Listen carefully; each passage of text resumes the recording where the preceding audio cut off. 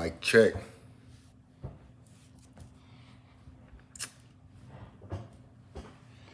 Oh, let me get my water.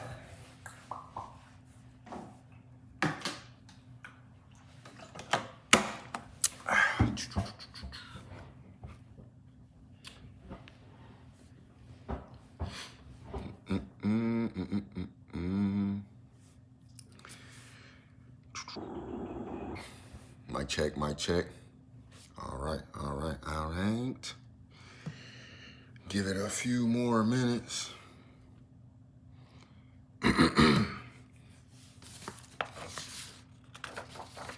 Hope everybody is doing good out there today. They said we got a barn burner today. Now we got about 30 more seconds and we're going to get into it.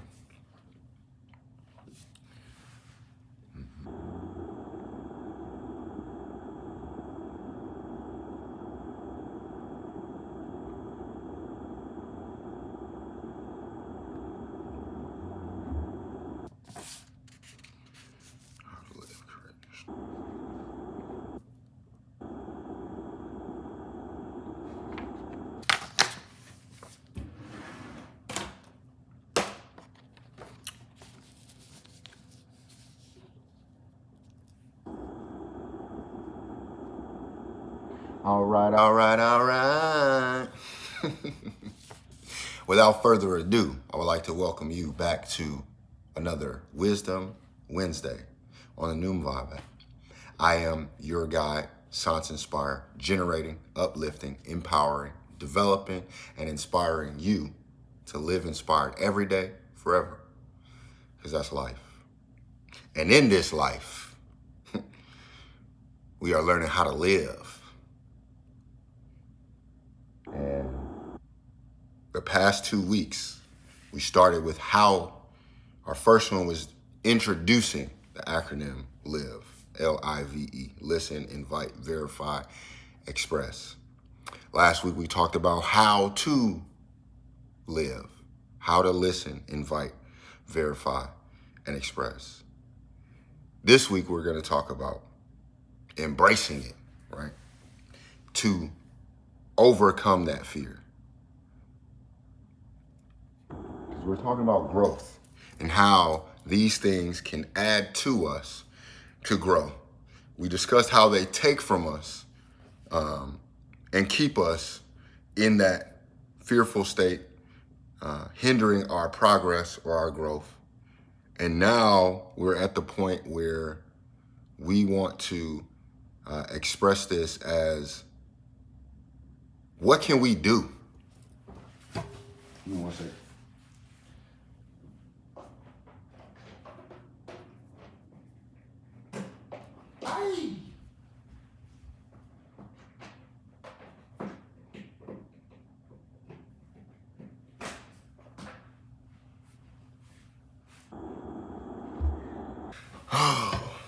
Please excuse me, got a new light setup that I had to switch over and I adjusted. So again, we want to talk about what can we do? Because here, we don't just talk about our problems like there's nothing we can do about them. We talk about our problems to identify and understand how to address them and eliminate them. This ain't like modern medicine where we just gonna keep prescribing you pills and pills and pills. No. We getting rid of this disease. We curing stuff over here. We not just taking placebos. We're not placating. We're not, overlooking things. We're not watering it down. We're taking our time to understand who we are so that we can have more command over our life. And it's not easy. And we understand that because we're not looking for things to be easy. We're looking to understand. And once we understand, you just need you to move out the way. Once I understand my job, nobody likes the micromanager. You start a new job and you're learning how to do it, And as you're learning how to do it, there comes a point in time where you ain't training no more. And so we understand that in the beginning, things are always the hardest when we're learning and we don't know how to do it and we're making mistakes. We're learning how to live. So shit is hard. You've been making mistakes for however long. It don't matter. Because you've taken that step now to say, you know what? I'm done just covering this up. I'm done taking those little steps all the time. I'm going to do something big for myself. You are someone who is capable of doing the hard things and making them look easy. Maybe you didn't understand that before, but I told you, here, we're going to let you know who you really are. We're not going to talk about the problems you're having. That's easy to point out, what you can't do. How many times have you been told about the things that you can do and how you're capable of doing them? Everybody tells us what we can't do. We know how limited we are. We know I'm not this and I'm not. What people don't know is what they are, who they are, what they're capable of. And then being confident enough in yourself, being courageous enough to step out there, to put yourself out there. This is one step you're taking to just show up. I know you're not talking, you're not presenting anything, but trust me, there's just as much effort, consistency, persistence, resilience that has to go into you, the listener, that has to go into me, the speaker, preparing. It's almost where I have it easier than you. I know what I'm about to talk about. I prepared to talk. I just got to sit down here and deliver. You have to decide, am I ready to hear this, number one? Am I going to listen? Am I going to invite that in to allow it to verify me, to validate me? Is it something that I need to acknowledge so that it can create a new experience for me? Am I willing to express that? So simply by showing up here, whether it's your first time or you were here last week, the week before, last year, don't matter. If you are here now, whether the title caught your attention or not, your spirit is telling you, you might be ready to finally live. You have already taken one of the hardest steps, is showing up. It may not seem that way because you just turn on an app and you probably sitting there listening while you're driving or watching TV or whatever. It doesn't seem like much, but I'm telling you, there's a reason you here and 1,000 other people are not. But we can go somewhere and find where 1,000 people are right now.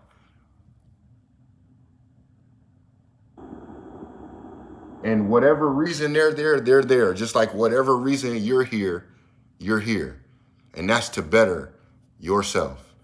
That's to finally take charge of the tools or finally receive the tools that you needed to be able to take command and control over your life, to be able to pursue your purpose on purpose. And so just to recap, last week, we introduced how to live courageously facing fear. So we talked about fear as a barrier, how it often acts as a wall holding us back from stepping in to the unknown or stepping up to the plate where our purpose is going to throw us a pitch and we're going to swing and knock it out the park. We talked about how that barrier, how that fear often manifests as self-doubt, procrastination, or avoidance. Like I'm not even, I don't even want to do that. That is one that was personal for me. I would avoid stuff. I'm going the other way.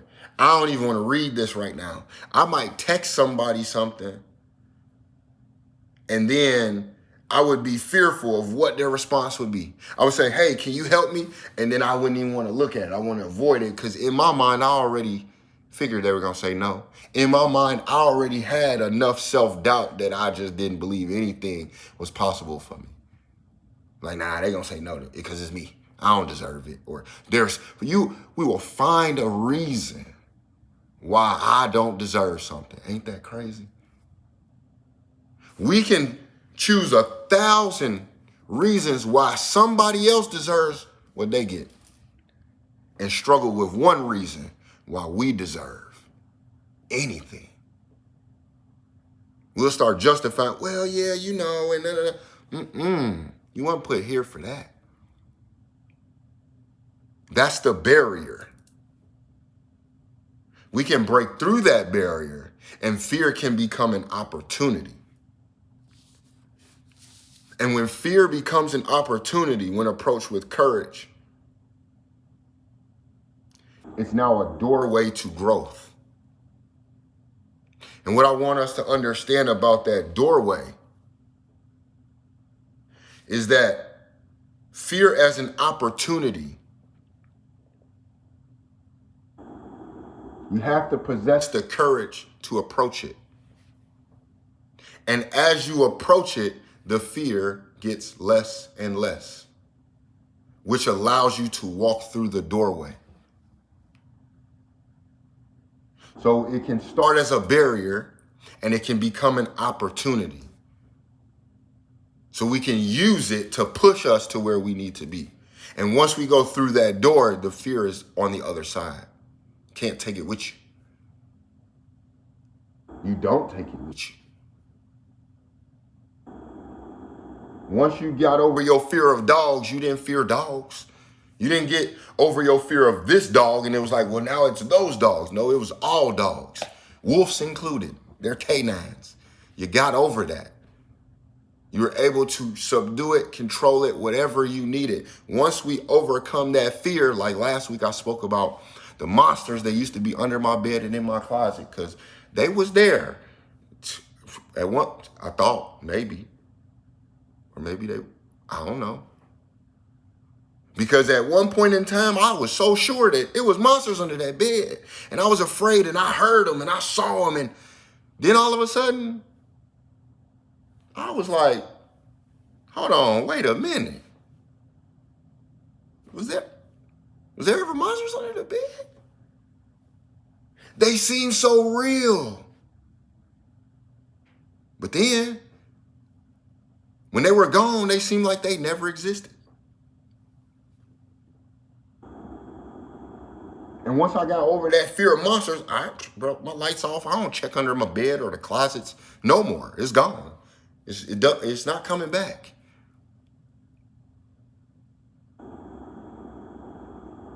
You have to be willing to approach it with courage. We talked about fear as a signal of unresolved emotions or beliefs. And those unresolved emotions, you lost a loved one and didn't recognize that pain or grief was lingering. That disappointment you haven't fully processed, so it's following you. And every time you see something that looks like it, it pops up. You go for an opportunity, you think of that moment of disappointment, you start seeing how you're not gonna get it. Believing that you ain't gonna get it. Then you don't get it and you say, see, I knew it. You did. You knew it the whole time. And all I want you to do is know that that's why it didn't happen. If you knew you would have got it and you believed you would get it, you would have gotten it. But because you knew you weren't going to get it and you believed that without a shadow of a doubt, you didn't get it. And some of you may be expressing a limited belief based off what you just heard.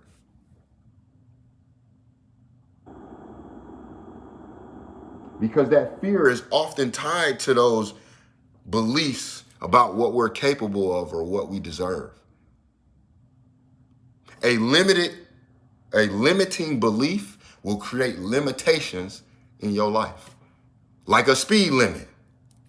It say, hey, 55. If you go over 55 and there's a police present, you can get pulled over.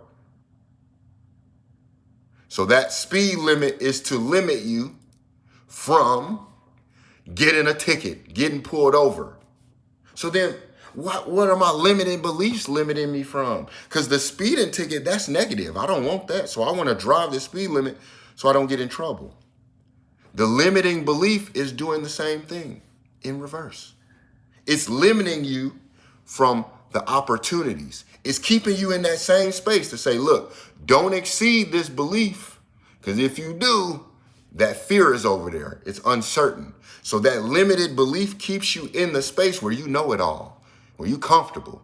Well, I know what I'm going to get from this, and I know what I'm going to get from that, and I'm okay with this disappointment and that person doing that. But I don't want to go over there because I don't know what's over there, and I'm afraid of what I don't know. So it keeps me in this space. That limited belief keeps me from understanding, keeps me from accepting, being accountable. It limits. And things that can limit you from a negative experience can also limit you from a positive experience. This is why our limited beliefs must be removed, because they limit you from seeing what you're capable of or deserving. And what you need to see or where you need to be, you're afraid to go because you don't know. The thing is, what have you ever known? For real. What have we ever known for real? Or have we just thought, experienced, and expressed? You have a thought. Maybe you express something about that thought. Then you have an experience and it creates another thought. And then we say, I know. But do we truly ever know?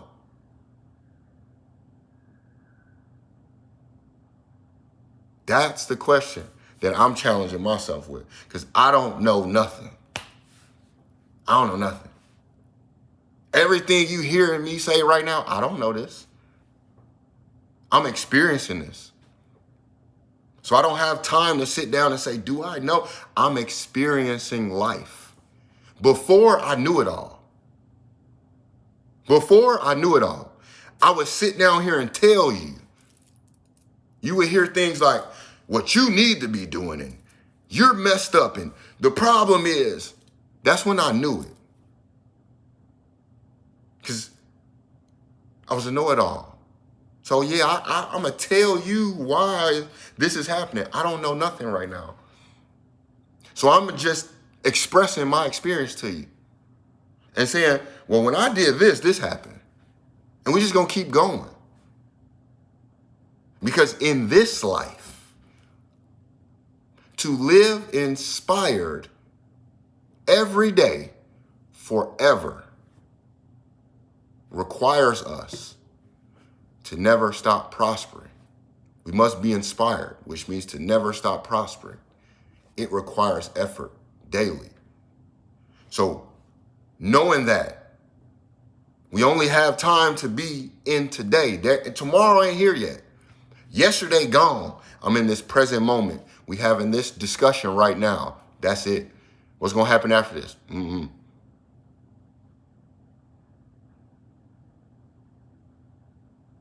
in the space where I don't know. And I love it. Because once I recognized that it was like those limiting beliefs, the things that I thought that I knew, that I believed in so much, when I realized that they were hindering me, I said, you know what? Surprise me every day. Because that belief, when I thought I knew, it impacted everything. It's what created those unresolved emotions in the first place. because my beliefs are attached to that emotions, or the things that I know are attached to emotions. And if you challenge what I thought I knew, it's going to make me emotional. So how can I release myself from my emotions? I release myself from this knowing or thinking that I know anything. So therefore, I am always learning. I'm listening. I invite that in. Question, which is to verify, because to verify something, you question. That creates the new experiences which I express. This is how I live. Before, I wasn't listening to nobody. Be quiet. First of all, you don't know what you're talking about. And I see it all the time now when I'm on the internet here and there, when I'm on social media posting or something. You will see somebody jump in someone else's life and tell them how they're wrong. I am telling you my experience with something. You're going to jump in my comments and say, that's not true, because for me, and you never recognize, because we ain't listening. We didn't even invite that into our mind to say, what did they just say? Let me experience that and then express it. No, I'm going to say, that's not true, because for me. You're right. For you. For you, fear may not be a barrier. For you, you may not be actually afraid of a failure. You may be akin to me and was afraid of succeeding, having a fear of what I'm doing right now, because I got to show up every Wednesday. Ooh, if I'm late, what they going to think? What? Back when I knew it all. Now, I live because I'm understanding how to. What does it mean to live, to be alive? We had to define that for ourselves. This is why we say life. Out with the old life, in with the new life, L-I-E-F. Because in this life, for us, life means we're inspired every day forever. Before this, life had no meaning. I didn't know what it was.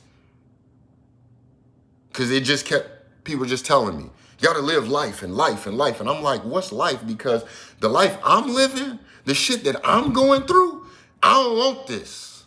And you keep telling me life, life, life. So this life, I don't want this shit. And I had to recognize that as long as I was accepting that, that was what life, it was what they were giving me. I was accepting that life is this, and this is your lot in life, and there's no improvement, because I heard it so much. And it wasn't until I started listening, it's like, what is that? Inviting that voice in, verifying it, and allowing myself to express and experience something new. And so now,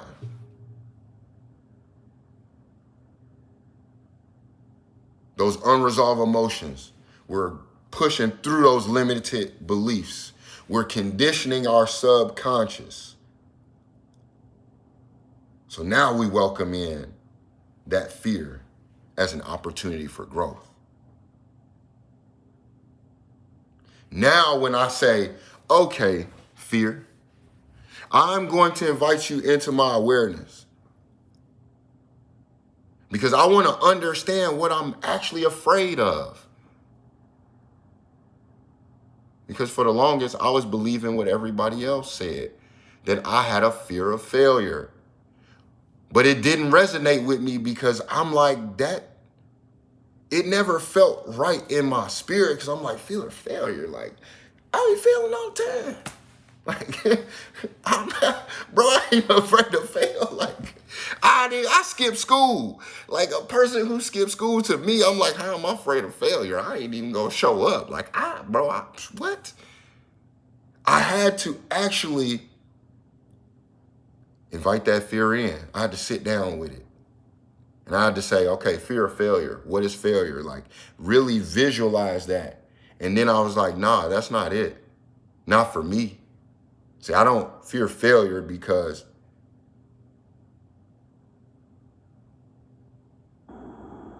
let's just be honest, man. I was born in America. On my birth certificate, it says I'm African American or black, which means the story I was told from birth said, oh, you was a failure. You ain't nothing. So in my mind, it was like, how could I be scared of failing when I ain't come from nothing? Like, my existence was said to be a failure, damn it. So, nah, that don't register for me. Then I started to really ask those questions. What am I afraid of? Am I really afraid of fear, like failing? Am I really afraid that if I did something and it failed and now I'm discouraged? It was like, no, I was afraid that if I did something and then I was afraid that I would be right, that I would actually be great at the freaking things that I was saying that I was good at. And then all of a sudden, I would have to show up or recreate that every single day. That was fearful to me because what it said was I was responsible or people relied on me. And if at that time, I was fearful of that because, and this is actually interesting because right before I came on here, I saw a message from one of my viewers or listeners, and they had expressed this same thing to me. And they was telling me I was the first person that they had heard say it. And that's interesting because they was the first person that reached out to me that said that they agreed with what I was feeling, the fear of succeeding. And some of the things that they asked,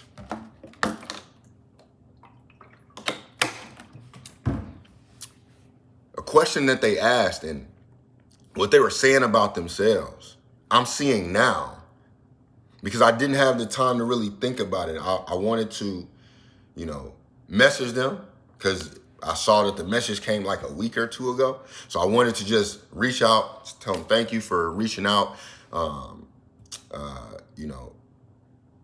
maybe respond to their question in a bit, but also let them know that, hey, I want to come back to this. And I see the spirit is getting to it right now because some of the things that they said, I'm recognizing that was me. Like, at this time, I'm afraid to be a success, right? So I would never do this. At this time, I wasn't talking or speaking to nobody. I didn't believe I could or was good at it. But in the back of my mind, I knew I had some skills because I love poetry and writing, and I would do music and everybody would be like, you're so quick-witted and all of this. But that was in the back of my mind. It was like, I could feel it. But that's why I was afraid of it, because at the time I'm saying, damn, I'm gonna have people relying on me. And then what if I made a mistake? What if I didn't show up as my best? I'm really looking at it from an entertainment perspective, a sports perspective. Because for me, that's been a big part of my life. It's been sports, basketball mainly. Like, this is, I created a bond in my life with basketball, and it's just, it is what it is. But I saw how vehemently people attack what we call superstars when they have a bad game, and how it destroyed some of them. And that's what I started to fear. That somebody would come and say, that I was an imposter. I would think about these things. Like I would think about me having a talk like this and somebody coming up and saying, that's not true. That's a lie. And then I couldn't respond. Then all of a sudden, I just whittled. You know, you get on stage, right? Stage fright. You've been rehearsing for this big day. You get on stage and forget your lines. And how embarrassing that is. That's what I had a fear of. Because I had a limited belief of myself. I didn't think I was really capable of that. Because I ain't really hear that a lot. So what was in my mind was like my subconscious was conditioned against me, which a lot of our subconscious is conditioned against us. So what I was repeating, the things that I would hear would be the limited beliefs about me. Like, oh, you ain't special. You know what I'm saying? Like, you're just hard-headed, stubborn, you're hard to love, like those type of things. So I'm like, yeah, I can't. Why would I be able to do this? I don't have a degree, you know, nobody taught me this. And it's a lot of the doubt, right? Why would I be able to do it? What is special about me?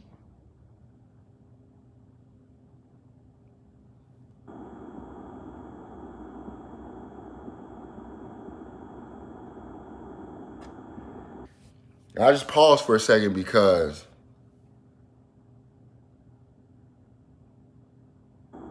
hearing that shit hurt. That shit hurts right now.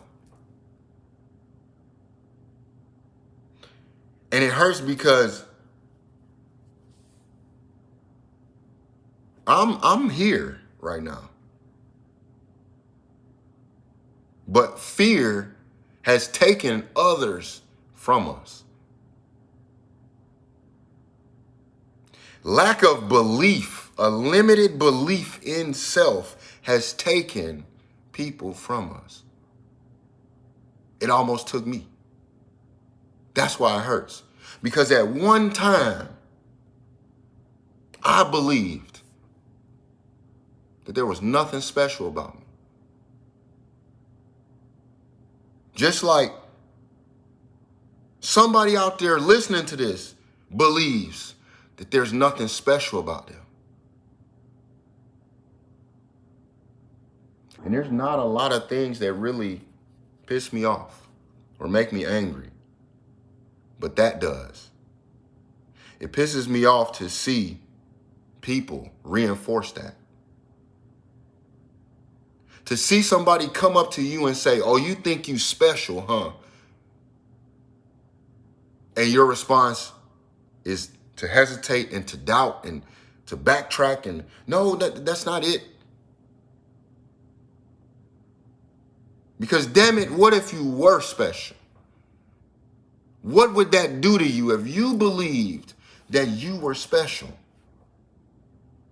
What would that do for you? And what is the problem with believing that you are special? You believing you are special doesn't mean I'm not. It don't take away from me.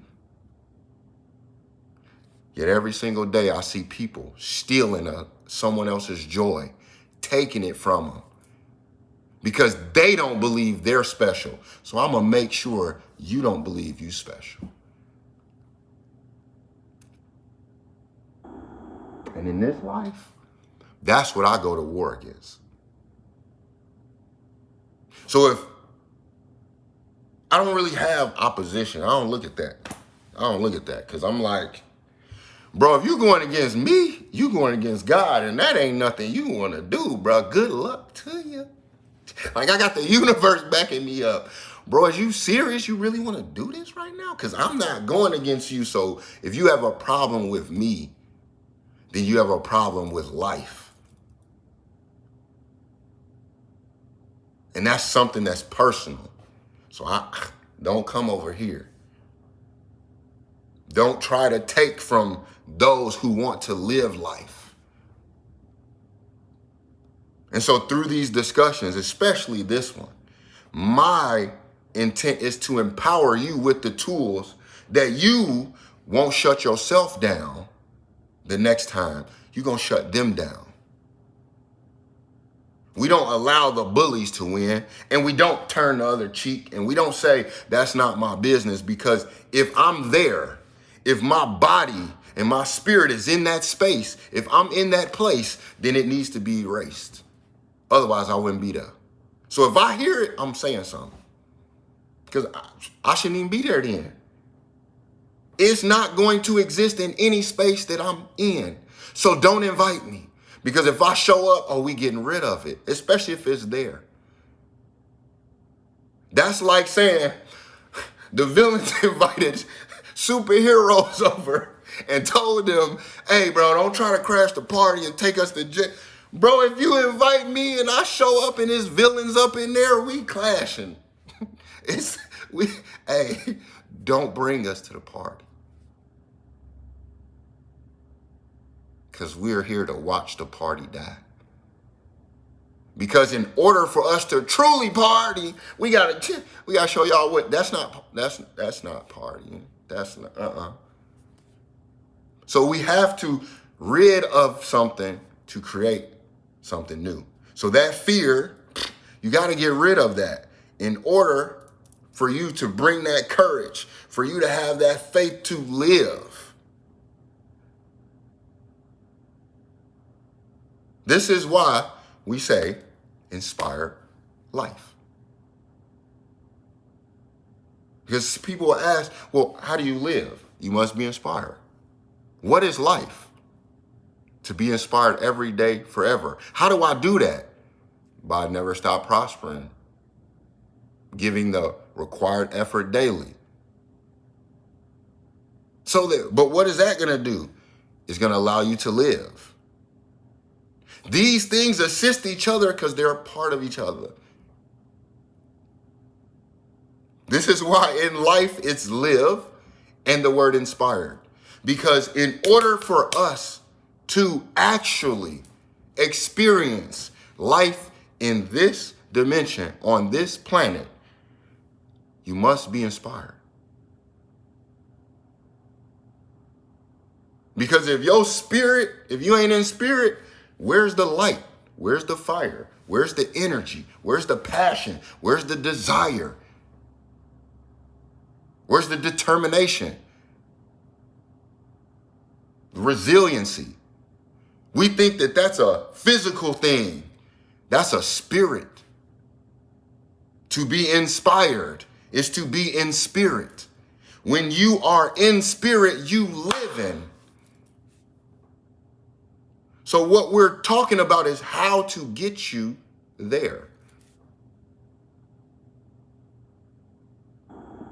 Listen, invite, verify, express. Just do that. Find out. All right, am I listening to what Sansa's saying right now? I'm hearing them. Am I inviting that in to my life to say this is something that I want to do? And then I verify it by asking the questions. Is this something that I really want to do? Do I believe that right now I'm capable of that? Not judging yourself for whatever the response is. If it's no, then it's no. So what do I need to do to get to that point? And then you start doing that. That's the expression. Because by expressing that, you create the new experience. See, there's so many people that don't want to say nothing and wonder why they keep experiencing the same thing. You ain't got to say it to me. You ain't got to say it to nobody else. You better write it down. You better give it to God. You better speak it to the universe. You better talk to your ancestors.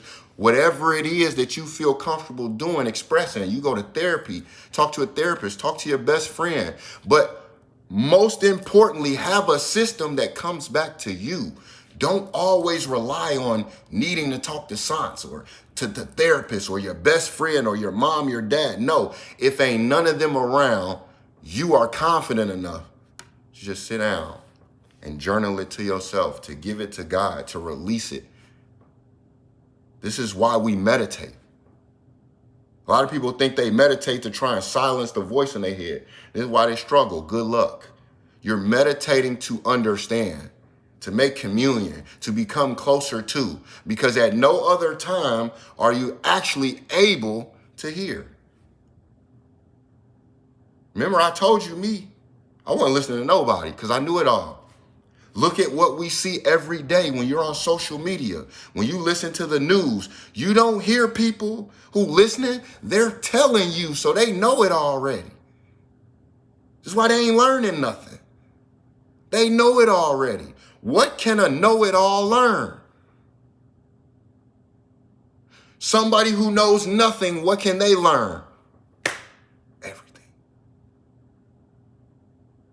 So this brings me back to this analogy of the cup being half full or half empty. And how I say that's more so about perception. How do you perceive it to be? But my cup is always on half because I pour into it, then I pour out of it. This is what we begin to do as we start to live. And we're inspired. You know, I got a full cup here. I ain't even gonna drink all it. Let me pour some of this into yours. And then they looking at you like, what? You just poured into my cup. Matter of fact, I poured my whole cup into yours. Now your cup is empty. Yeah, but I'm about to refill it again. Because when we say, is the cup half empty or half full, we're only talking about the cup. Did you ever realize that if that's your cup and it's half empty or half full, either can fill that cup up yourself when you're empowered, or you're at the bar and you're waiting for the bartender, and this is most of us, most of our lives. Our cup is half empty, and we waiting on a bartender to come fill us up. And we waiting, and the bartender don't never seem to see us. And I'm like, I know he saw me, my cup is running out, and he won't come refill my beverage, because you waiting on the bartender. Whoever said you had to wait at the bar? Why do we never think that we are capable of something different? I don't need no bartender. Man, I'll fill this up myself. I became the bartender. I became the bar. So now my cup can be half empty, half full, all the way empty, because I can refill it.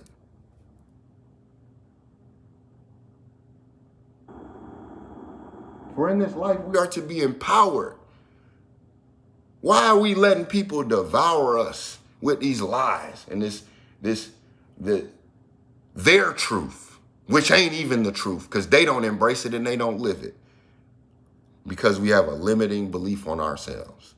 So we accept things from outside because what is lacking inside. As that internal becomes strengthened, or you're going to start, no, I'm good. You're going to put that no soliciting sign on your door. Don't come over here selling nothing. We don't want it.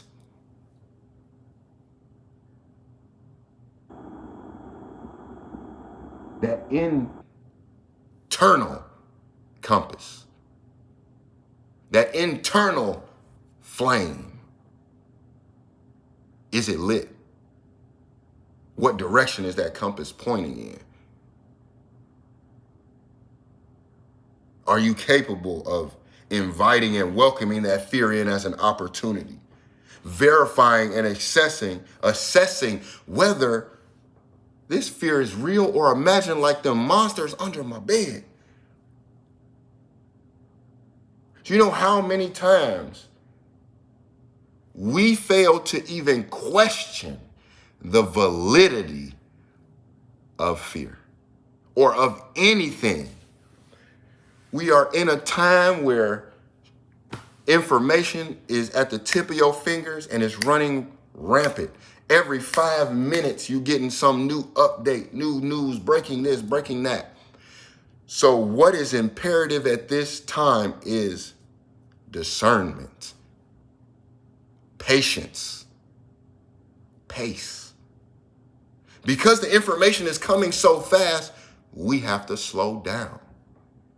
This is why more so than any other time in our history, Spirituality is in the forefront, where people are actively talking about meditation, breathing, connecting, grounding, being in peace, and slowing down.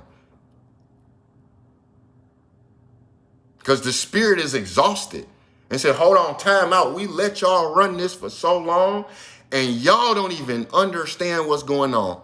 You're throwing this away. So we about to slow stuff down. Now things are tapping your spirit where they never affected you like that before.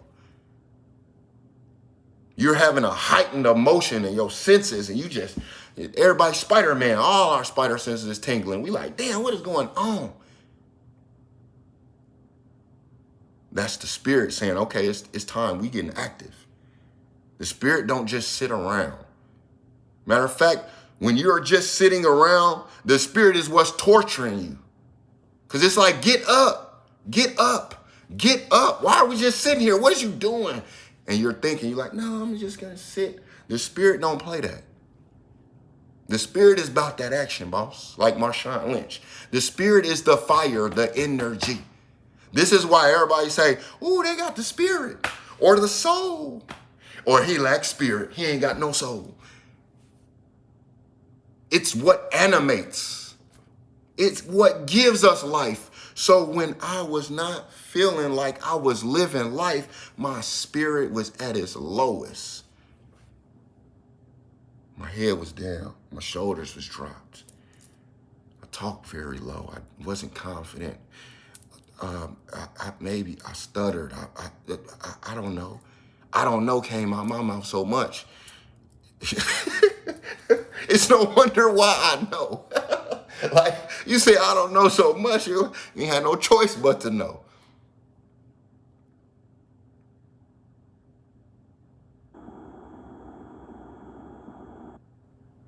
And it all started by questioning.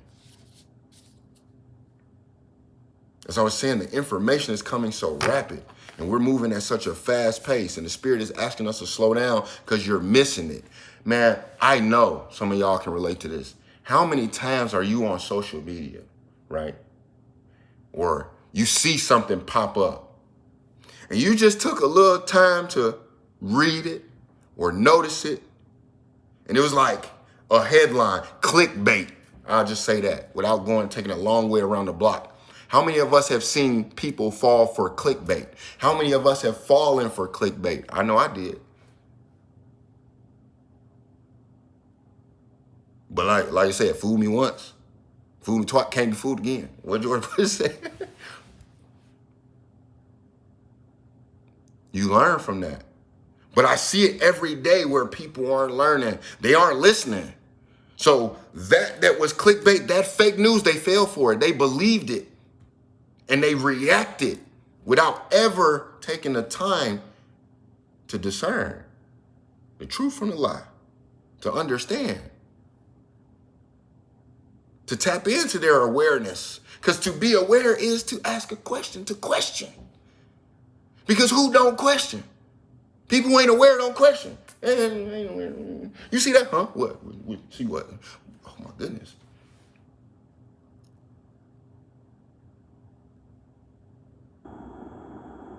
So this information is coming so fast, you're not seeing where half of it is BS. Put to make you emotionally react, to reinstill the limiting beliefs because they know you're doing the work on yourself. So we about to ramp it up. We gonna make sure you seeing nothing but information all the time to the point where you can't even think. And this is something that I had my mentees challenge themselves with. Because we're developing ourselves in the gym right now. And they have certain limiting beliefs that I'm asking where that come from. Why you think you couldn't do that? Matter of fact, it just happened today.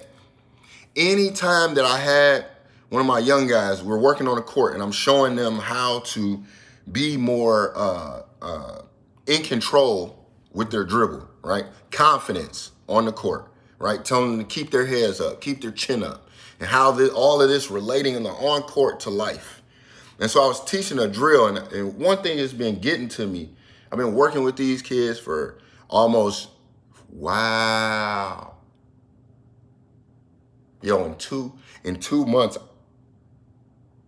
wow. Excuse me. I just realized that 2 months from now, I will have been in these kids' life for a year.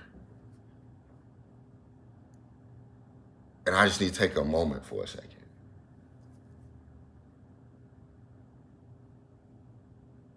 Because I'm listening and recognizing where I overcame a fear, a limiting belief. Like for me to be in these kids' lives for a year and for them to want me in their lives for a year means so much to me, because at this time, I'm not even able to be in my own kids' lives for a year.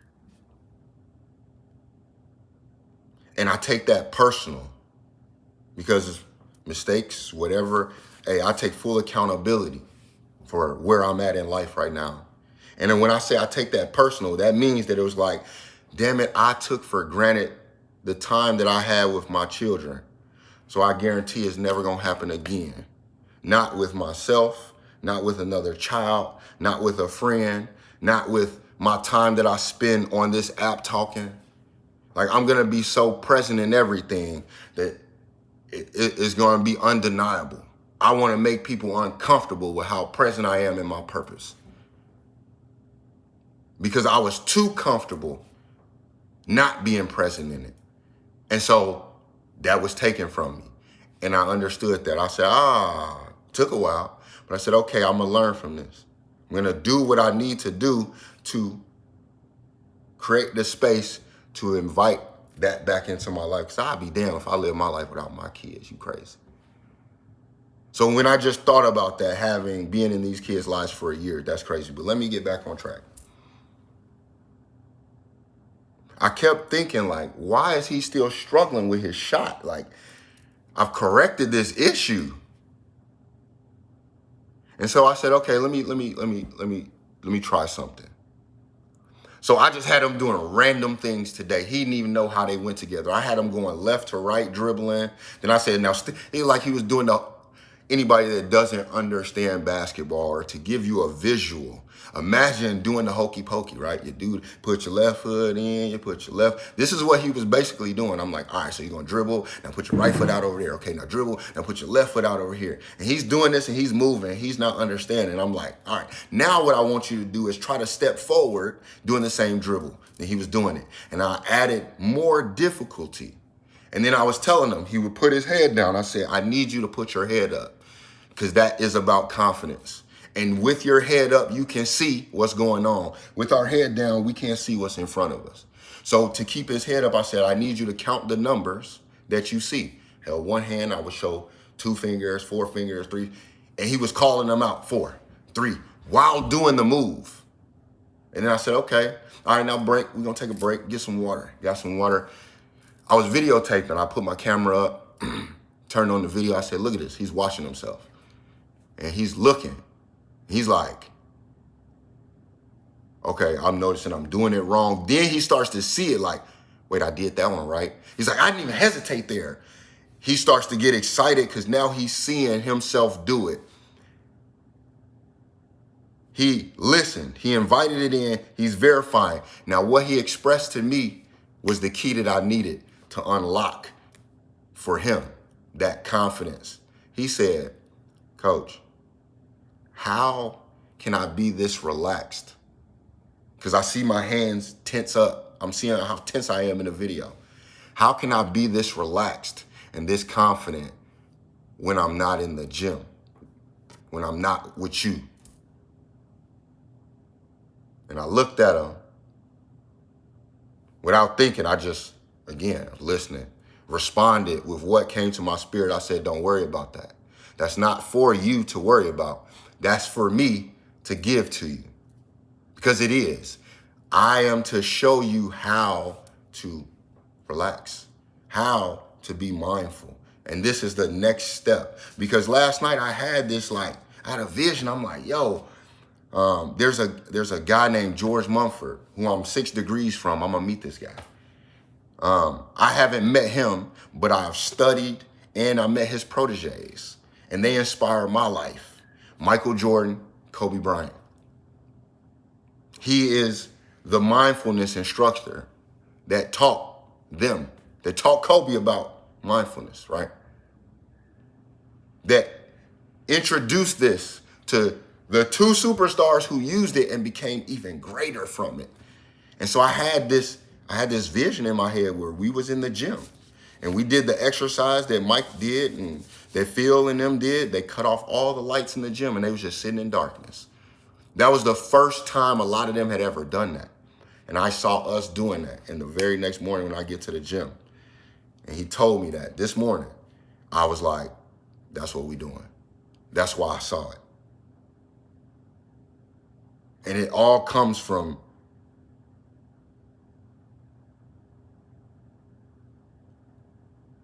verifying,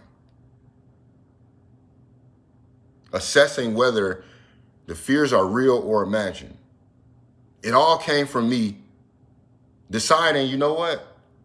I don't know, okay? I'm about to listen. I'm gonna verify and not express because I want to live.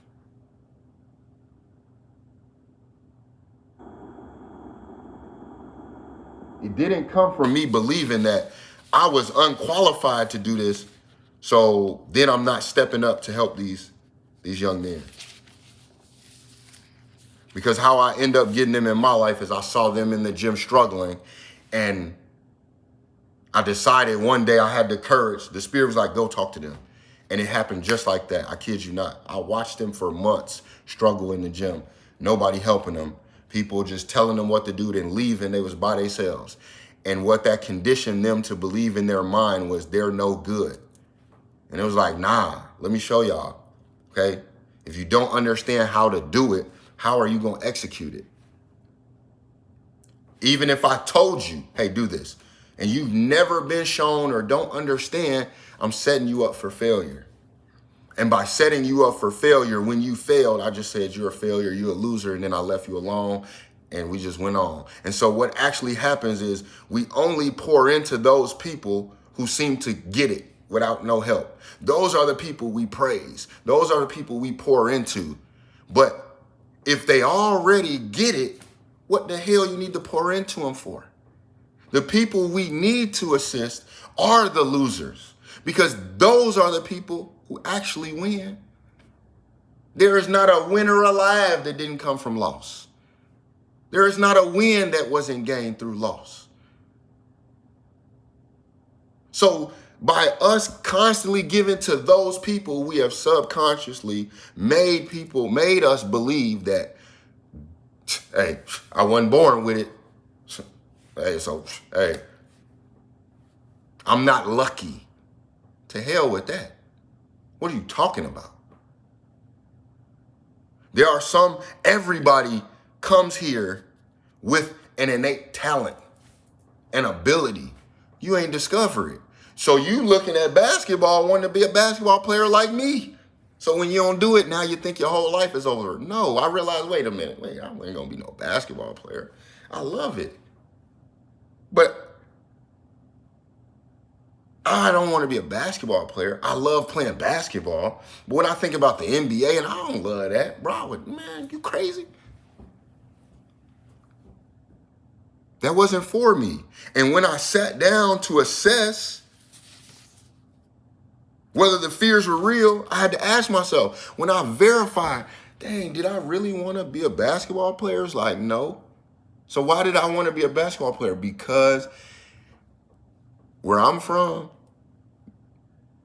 we are subconsciously made to believe that we have limited opportunities.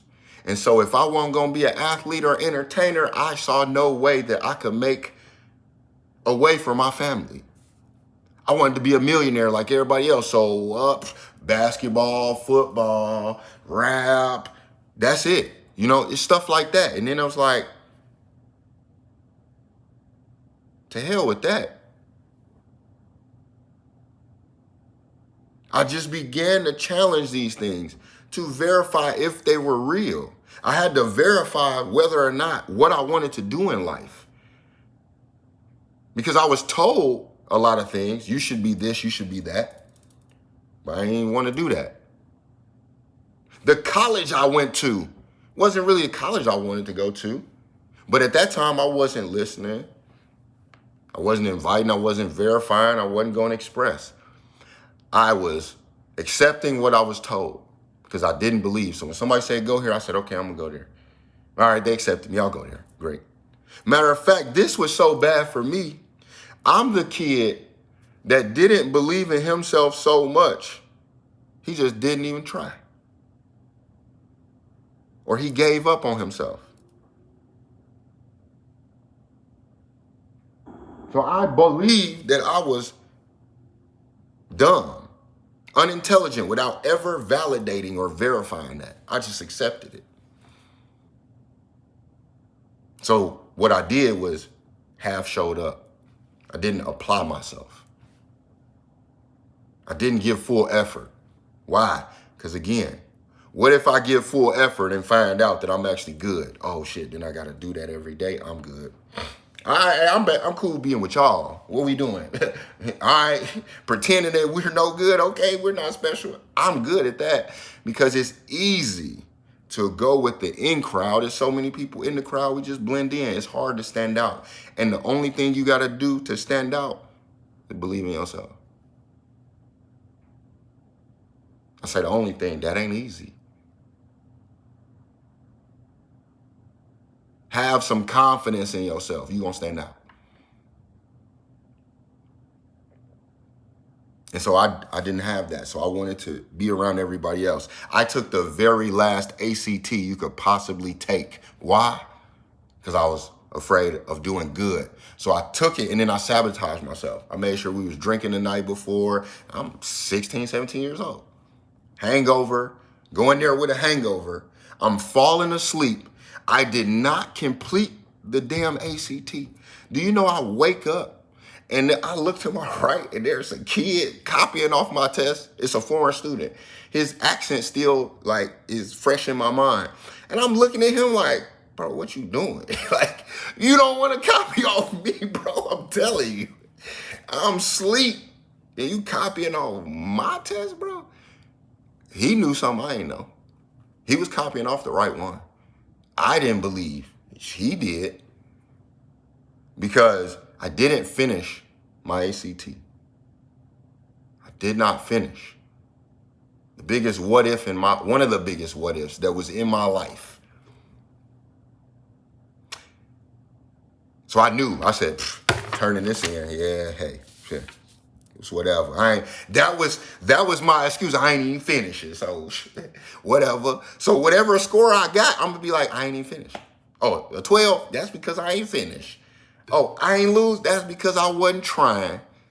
That's who I was. So I get the scores back. And my cousin's like, here's your ACT, open it. She was excited. I said, all right, here, I'm gonna open it. I said, here. Oh, this is what I got, a 20. I guarantee that's low. She said, what? Let me see that. She looked. She said, boy, you got a 20? I said, yeah, I ain't even finished the damn test. She said, no, you got a 20? Like the average. And then I had two friends. They were like twins, brother and sister. They were smart, straight A students all through school. They got a 24. They completed it. And they got a 24. And they were still disappointed. And I'm like, I got a 20. I ain't finished. And people looking at me like I'm crazy. And I'm like, yeah, see, I know I'm not smart. And it wasn't until later on, when I actually got to school, that I was challenged and pushed. And for the first time in my life, I went all through high school. Like, just passing by. I was failing math. I get to college, and I damn near was a point away from the dean's list. And at that point, I had to ask myself, like I was living backwards. So at that point, that experience made me want to verify and say, huh? What's going on? So then I had to invite in the possibility that maybe it was more to me than I thought. And then I had to listen to that voice that said, it sure is. Huh? Who said that? What the? I was living backwards.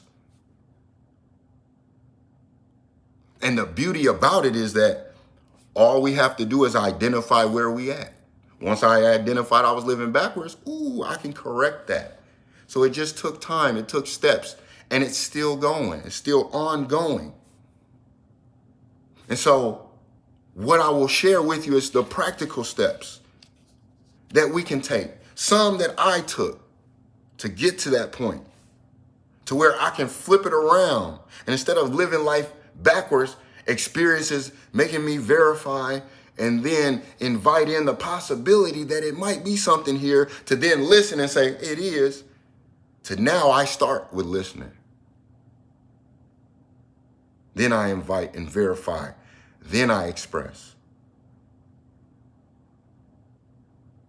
And so,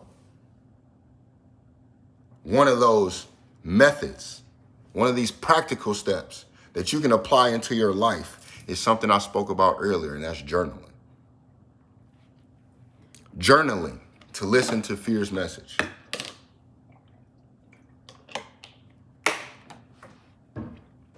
And I'll even help y'all out. Because in my notes, I'm like, I remember what it was like for me when people was telling me about journaling and things like this. I know what to journal. I know where to start. Now I know I just start. Just take your pencil, pen, put it on the paper, and start writing that stuff that's in your head. Yup. The stuff that you don't want to write. Yup. That's it right there. You got it. I knew you was getting it. So I provided a prompt, like examples, suggestions, right? Just one, because that's all we need. I just want to help you get started. Remember, this is more about you than it is about me. But together, we will inspire together forever. So journaling, right? To listen to fear's message. A prompt you can use, simple. What is fear trying to tell me? What's behind it? My fear of dogs. What is that trying to tell me? Know your fear of dogs. Know your fear of dogs is not telling you that you have a fear of dogs. So whoever is saying that or thinking that, that's hilarious. Like, somebody asked me that though. Like, my fear is telling me that I'm afraid. No, that's the obvious. That's you thinking about it, right? Write it down in your journal.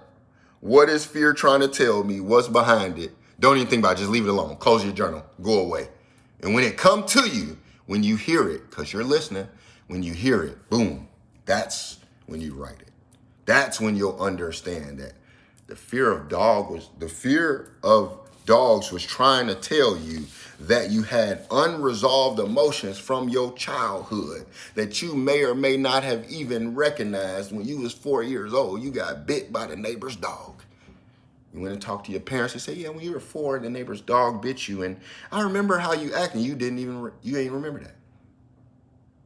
You're like, what? So the fear of dogs is trying to tell me something. What's behind it? Maybe unresolved emotions. Maybe some childhood trauma. I'm going to raise my hand and say, I'm right there. Because when I was younger, I had a fear of dogs. We don't need more cats. We need some more dogs. I had a fear of dogs. You know what else I had a fear of? Water. But I didn't know why I had a fear of water. Because I believe I was somewhat intelligent. I said, damn, I'm afraid of water. Matter of fact, I wasn't afraid of water. All black people was. So I just assumed this. And I was like, damn, I just was born. Why is we afraid of water? If I was in my mama's womb and it was water, when did I become afraid?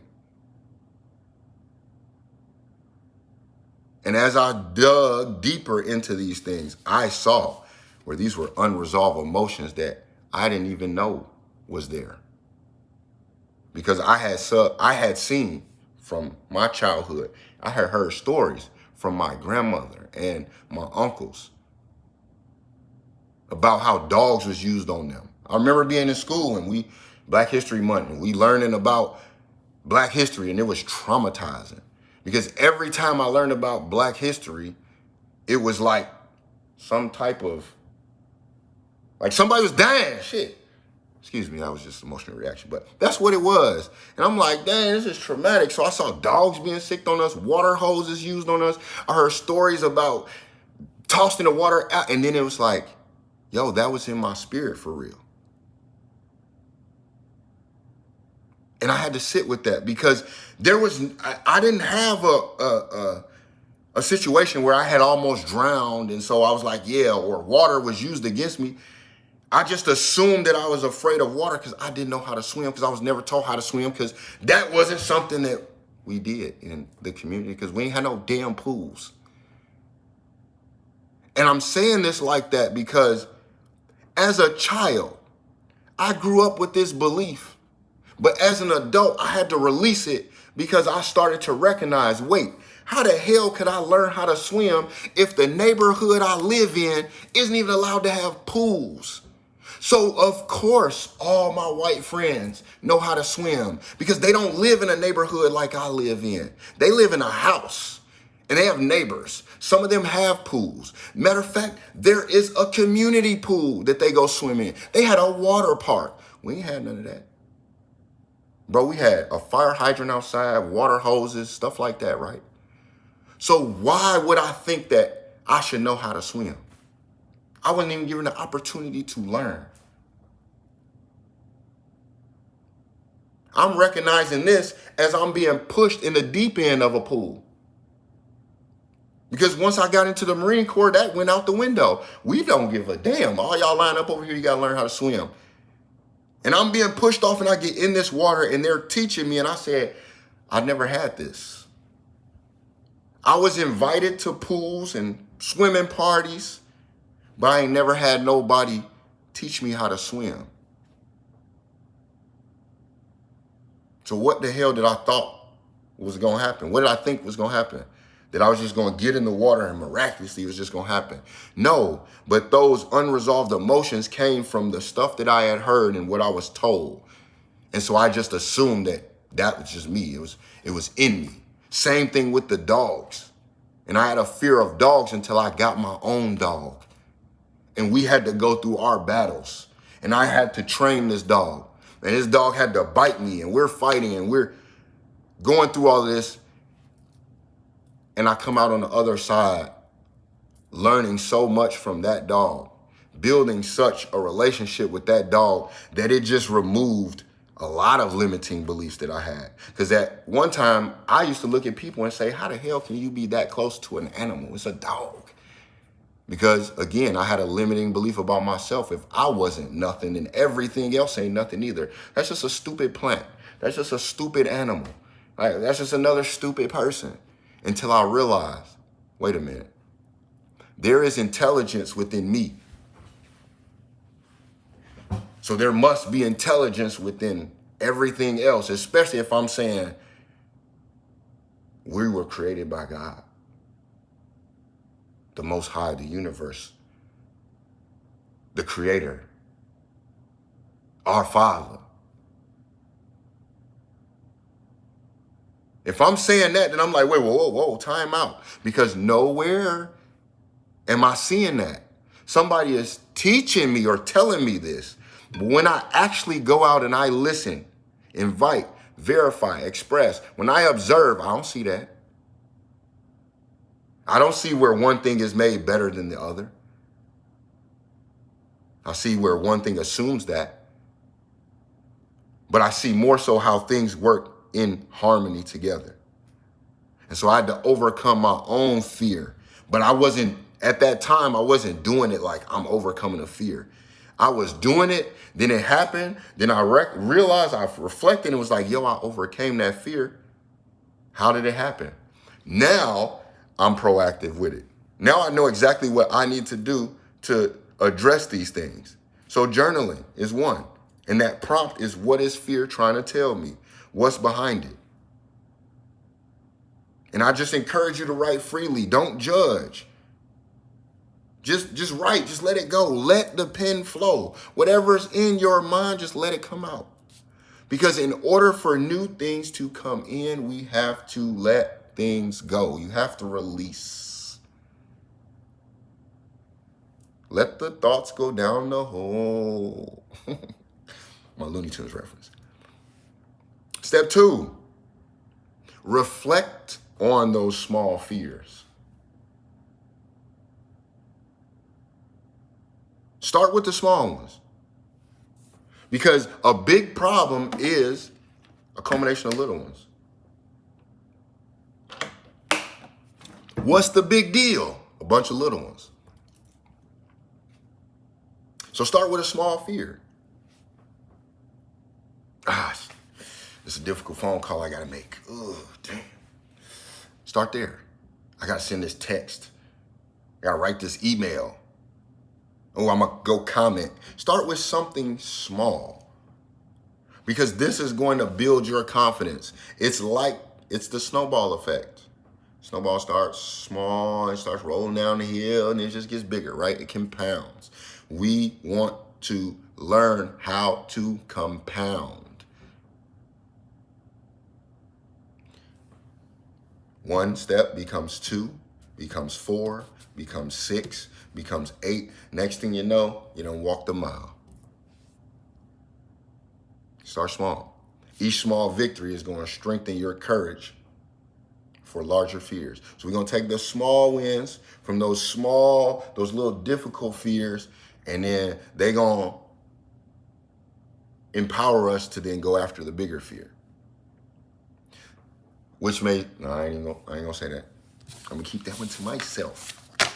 I just want to say, if you remember the Verizon commercial, when dude would show up and like all them people be behind him, that was symbolizing, he's like, yo, this is why you want to be with Verizon. Look at the support we got. All these people behind us. Nobody else has this. But if you saw the commercials, it started because he went by one house, 2 houses. Then all of a sudden, all these people were in the street walking behind him. It all starts like that. So when you're thinking about your business or your idea or the thing that you've been working on, your craft, your hobby, and you're like, or your post, whatever it is, you're like, nobody's responding. I'm not viral. I want a big payday. Understand that it comes from those little steps. What were the little steps that you took? What were the little things that you did? What were the little losses that you had to create that big loss that now you learn that lesson that unlocks that win for you? Step 3. Step 1, we're going to journal to listen. Step 3, we're going to reflect to invite. Step 2, we're going to reflect to invite. Step 3, we're going to verify fears through reflection or through mentorship. Like this. This is why I love this app Noon Vibe. Because it feels like you get on here and you talking to a bunch of mentors. Like a bunch of people who are going through something similar to you and they're giving you advice on how to get out of it. I love this. And so when we come to these spaces, or if you can reach out to a trusted friend, or if you have a mentor, challenge your fears by seeking that guidance.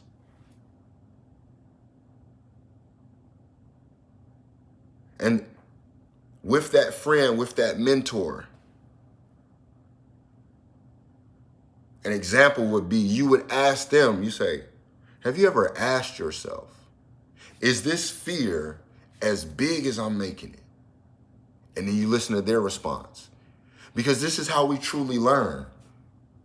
And allow them to give you advice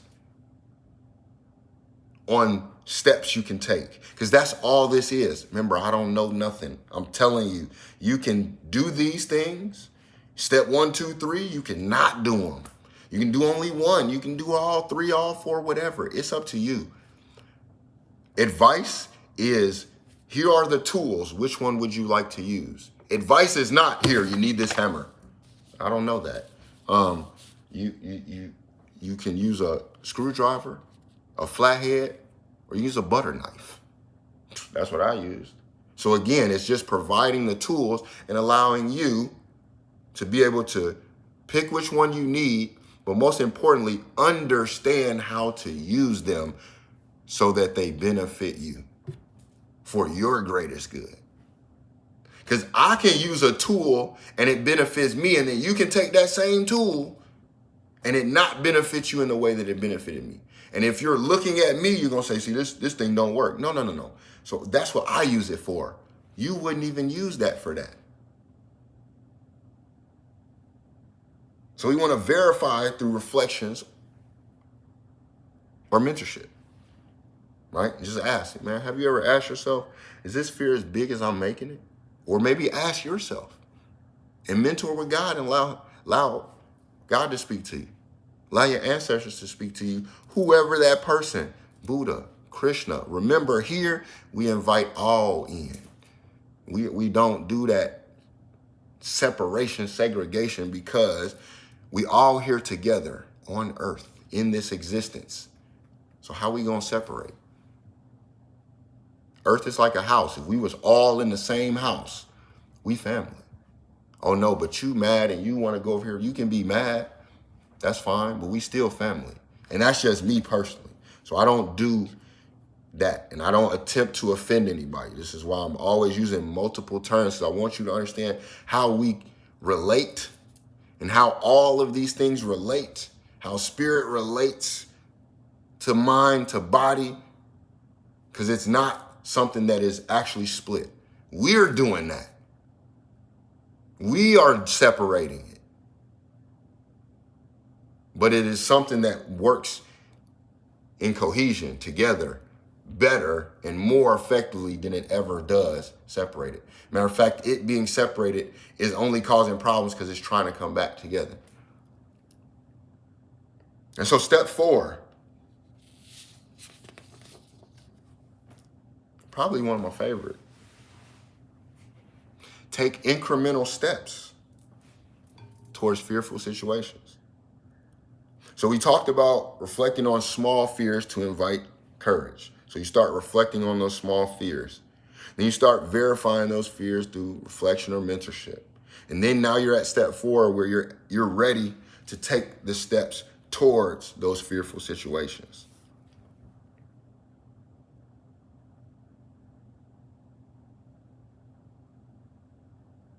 You must never forget that transformation happens one step at a time. You can't take 2 steps. I mean, you can hop, but we ain't bunnies. After a while, that's going to be exhausting. Even if you're running, it's only one at a time. So being in a rush is only going to cause you to trip and fall. Slow down. Take incremental steps. Break down those overwhelming processes or tasks into smaller, more manageable ones. And if you got to spread it out over the week, spread it out over the week, spread it out over the day. You don't have to do it all at once. Matter of fact, we incapable of doing it all at once. So we shouldn't even be trying. We get more done when we break it down.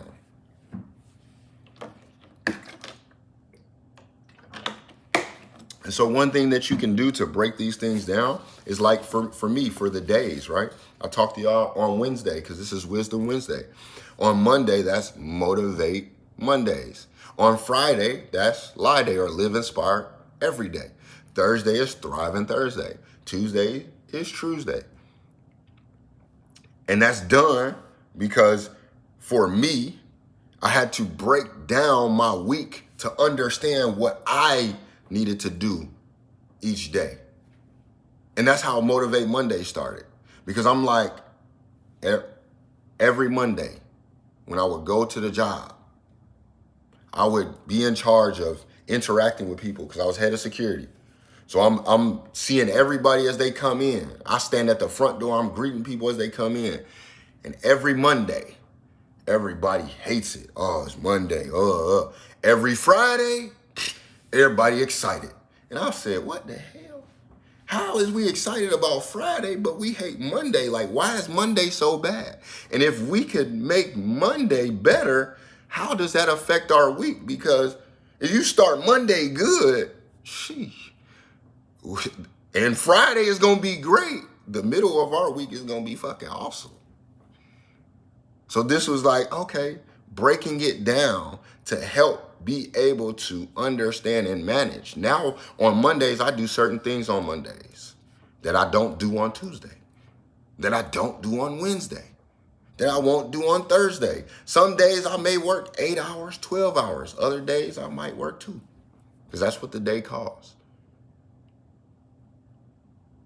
And once I understood that, like, okay, break this stuff down, because life was too overwhelming as it is. Monday is too overwhelming as it is. The weeks are too overwhelming. Let me break this down so that it fits me.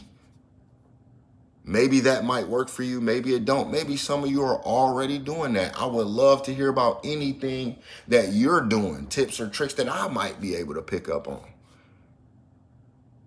Oh, I do this. This is something I do. And, that's interesting. I tried this. Maybe you want to try. Hey, we open to suggestions, because this whole thing is all an experiment anyway. Okay? So I want to reinforce that living inspired means we embrace fear.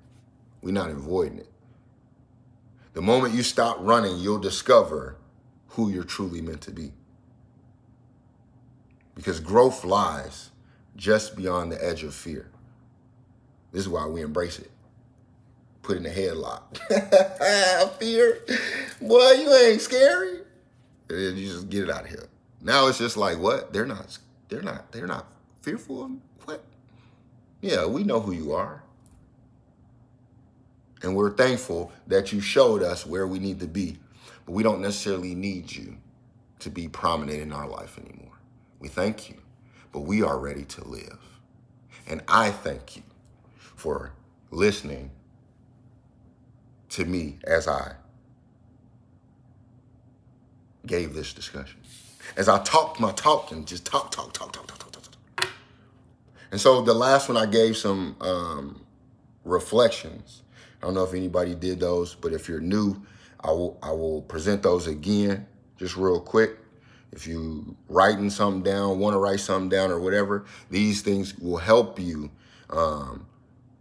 understand more about you and start to push you towards that inspired life.